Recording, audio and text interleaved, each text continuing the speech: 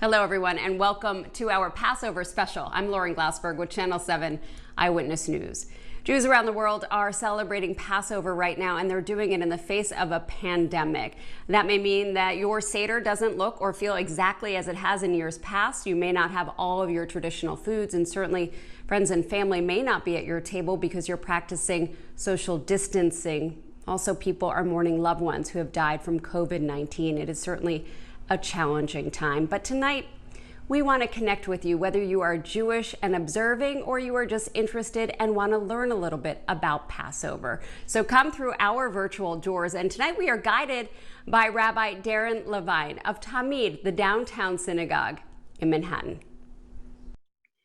And Rabbi Darren Levine, thank you so much for guiding us tonight. Happy Passover. Happy Passover, Lauren, and welcome to everybody, wherever you're joining us tonight. How grateful we are to be together with the comfort of our home and the safety of our homes. I was thinking about Passover this year and realizing that professional sports leagues are being canceled, school graduations are being canceled, business and work life canceled, but hope is not canceled. And as we will experience here together tonight, there is nothing quite as hopeful and uplifting as a Passover Seder. Lauren, everyone agrees tonight is different than any other night. Passover Seders around the world are simply different because of coronavirus. Yet Passover has important lessons to teach us about how to cope with the experience of COVID-19. Passover is about the trials and challenges of the ancient Israelites. It tells the story of a community of people on their journey from oppression to freedom and begins in ancient Egypt. The Israelites, slaves to the Pharaoh, until Moses calls out, "Let my people go."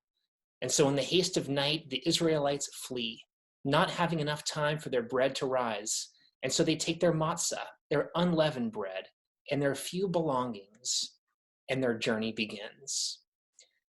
Blocked by the waters of the Red Sea, and with the Egyptian army now in pursuit, Moses lifts his staff, and the waters magically part. The Israelites pass through this very narrow place. And then they wander.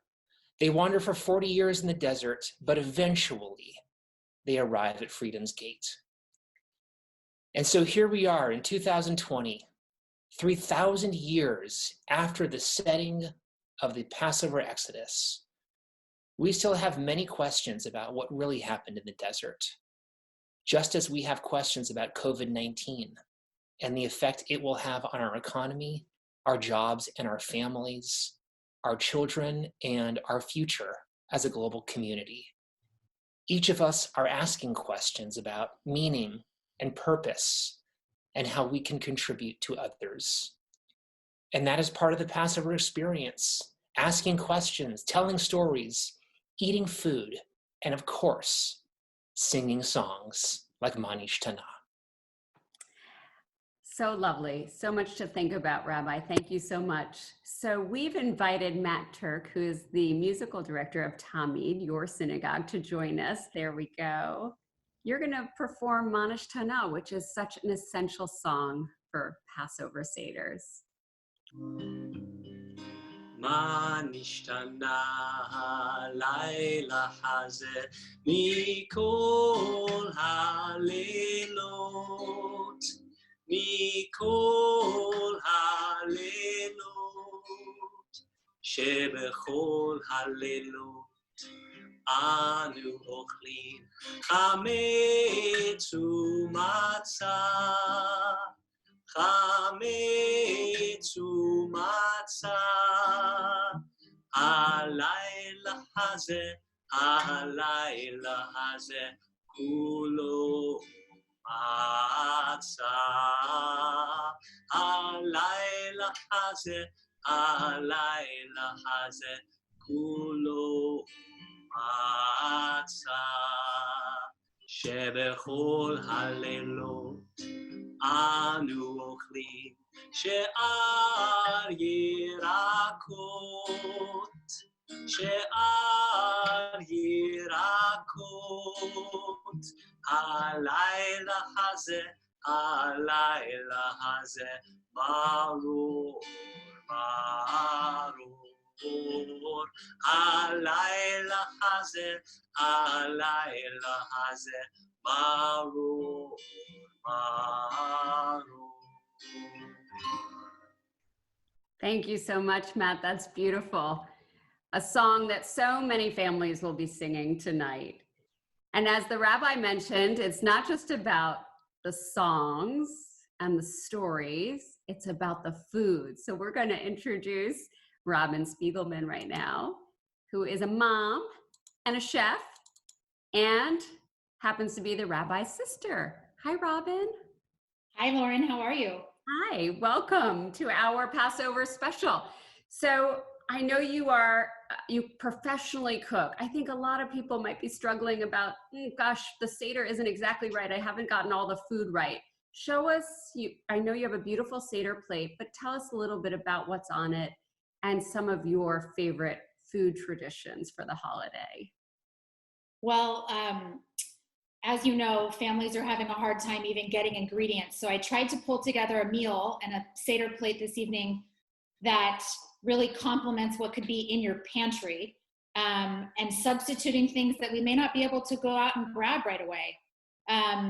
In my family, we typically do an Ashkenazi haroset, which of course is apples and walnuts and cinnamon and sweet wine and a little sugar and all marinated together.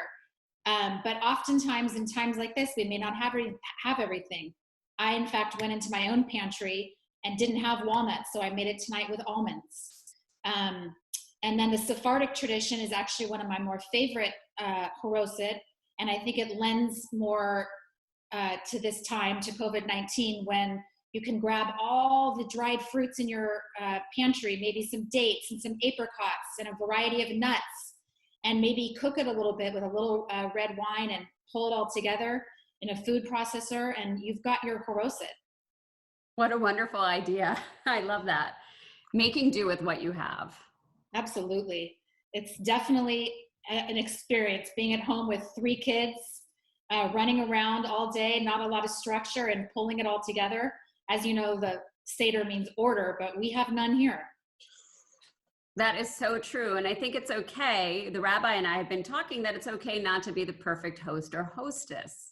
Absolutely. Another fun thing that I've been doing with my kids is getting ready for the dessert part of the Seder, which of course is super easy by doing a little matzah dipped in chocolate.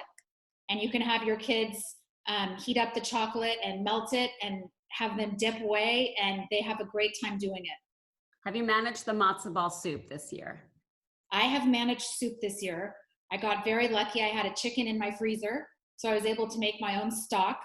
And I was even able to put together a few matzo balls that I picked up some matzo meal, and I threw them together last night. It's actually quite easy. Yes, matzo balls don't require too many ingredients. And even if you just have stock, you can make it.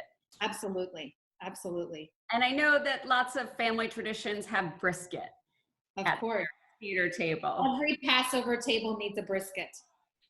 And that is another one of the easiest things you can do. You can throw in a brisket even in your crock pot with onions and wine and stock and whatever herbs you want. Even you can't do beer for Passover, but turn it on overnight and voila, you've got your meal.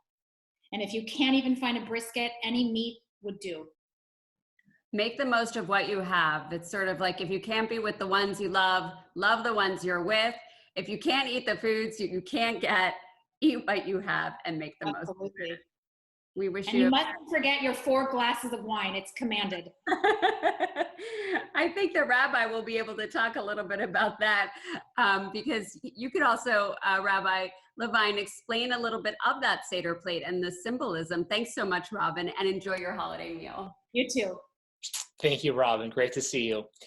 Yeah, Lauren, you know, the story of Passover really tells itself about the foods that are on the Seder plate. When we sit down with that plate in front of us with those 6 or 7 items, it's like walking through history. So on the Seder plate, there's typically maror, which reminds us of the bitterness of slavery. That's typically horseradish.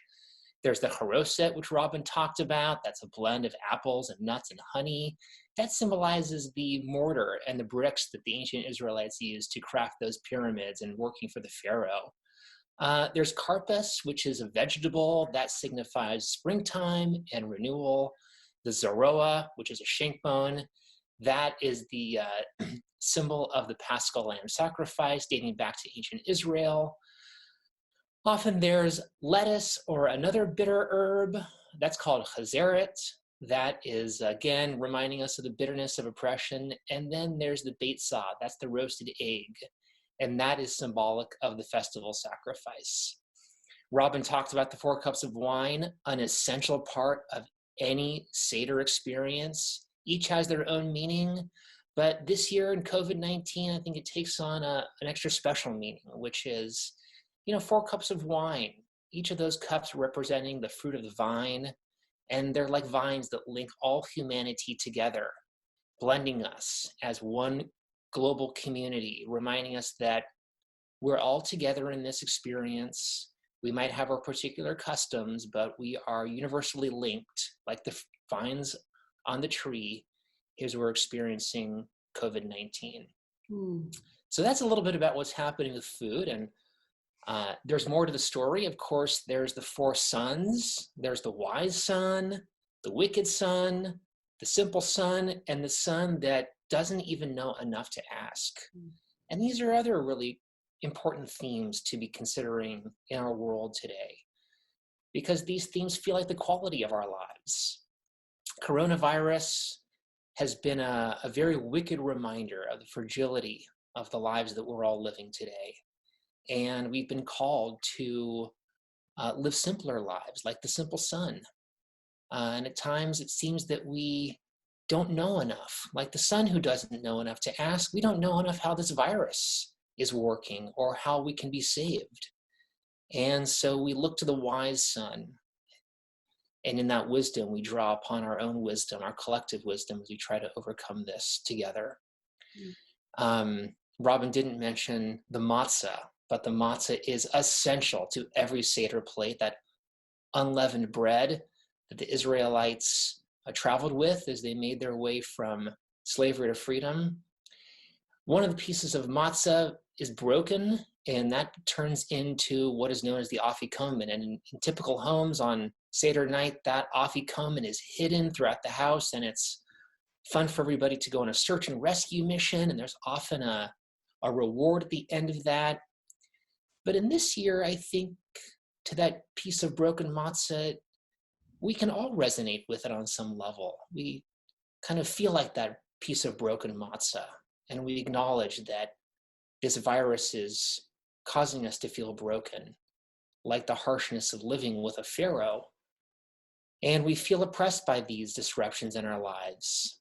And so we throw up our hands in many ways and we sing Dayenu. We say this, it's enough already, this bondage of not being able to leave our homes and living under this oppression of anxiety and stress. But a word of caution. This is the time to bring in the story of Moses on Mount Sinai and to be patient. We are all hearing the news that the apex of coronavirus is coming here in the New York area soon. And we imagine that once we hit this apex, that it'll all be over. But life is not going to return to normal that quickly. We can sing Dayenu enough already, but we cannot make the mistakes of our ancient ancestors and build a golden calf that would be a second wave of coronavirus that will return in a terrible new force. So we're going to continue to wander a little bit longer, patiently, with perseverance. And we sing Dayenu enough, ready to, and hopefully ready to put this in our past. So let's turn it back over to Matt Turk for a rendition of Dayenu. Matt. Ilu hotzianu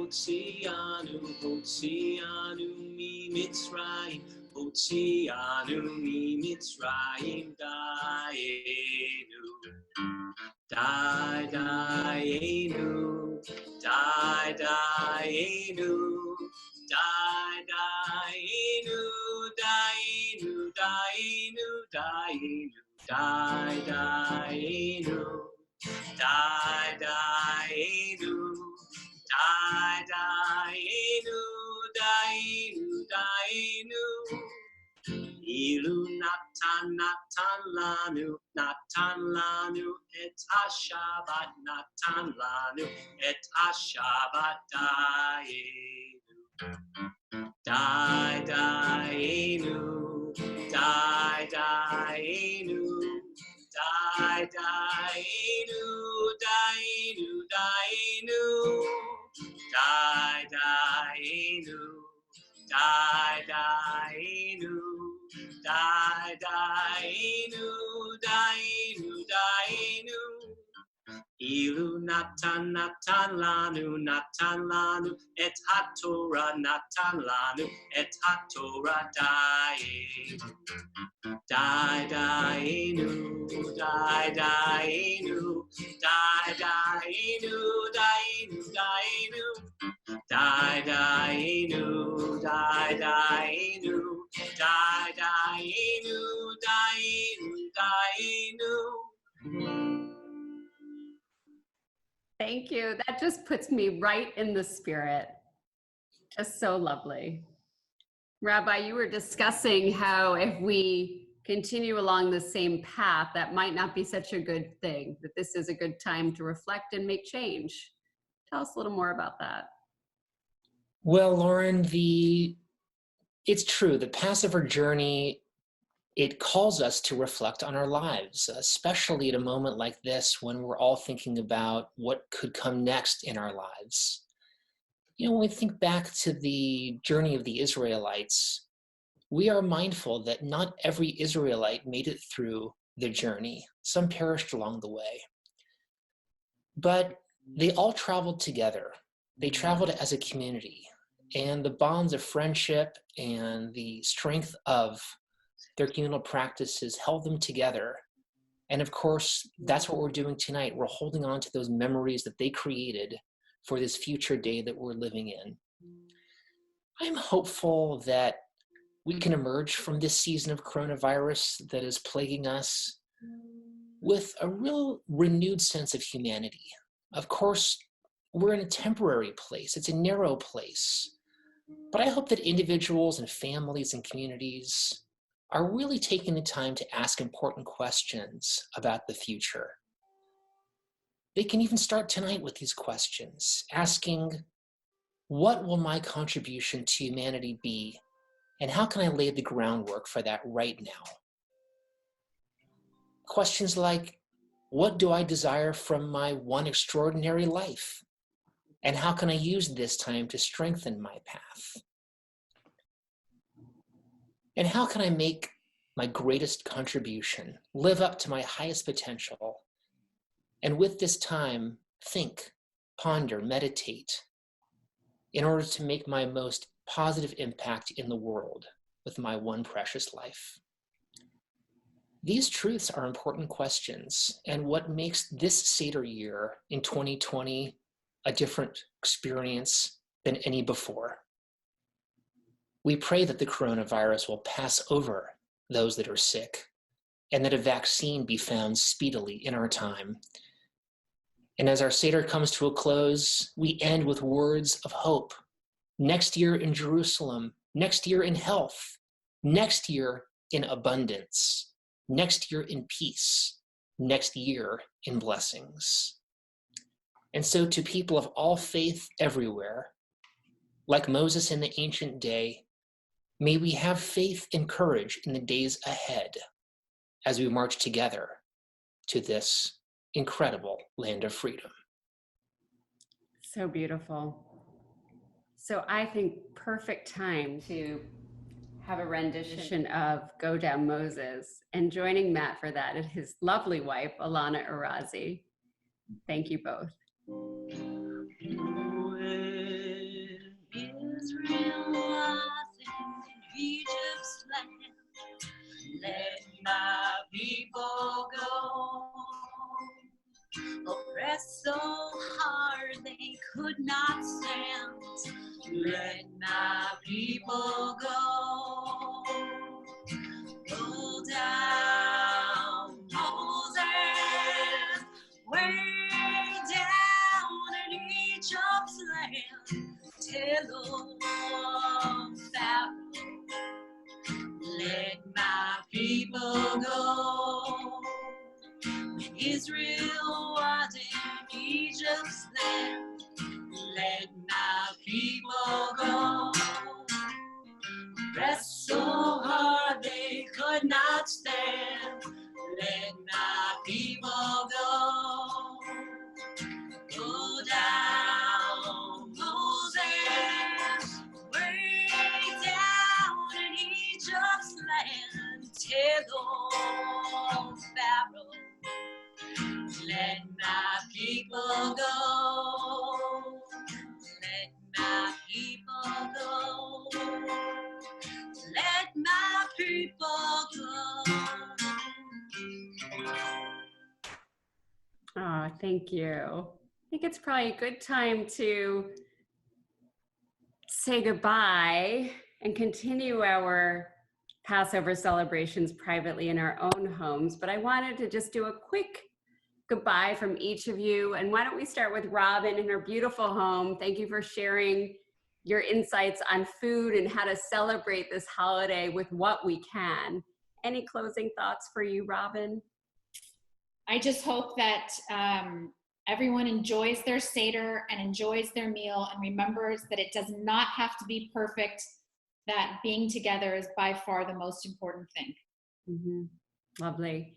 And Matt and Alana, anything? I mean, your music is so beautiful. You could just strum us right out of here, but any thoughts from your perspective?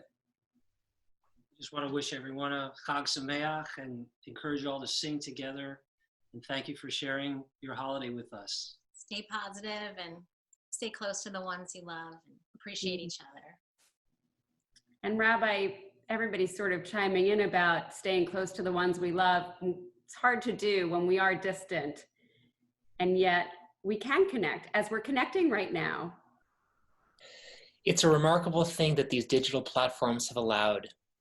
And I want to wish everybody who is celebrating distantly but yet close to their loved ones in their communities this year a Zissin Pesach, a good Yontif, and a very, very happy and joyous Passover. Thank you, Lauren. Thank you. Thank you, Rabbi, for guiding us tonight. Thank you to Matt and his wife for your music. And thank you, Robin, for your insights on how to master this when it comes to all the culinary things. And to all of our viewers, thank you so much for joining us today. And we do wish you a wonderful and a safe and a healthy Passover. Good night, everyone.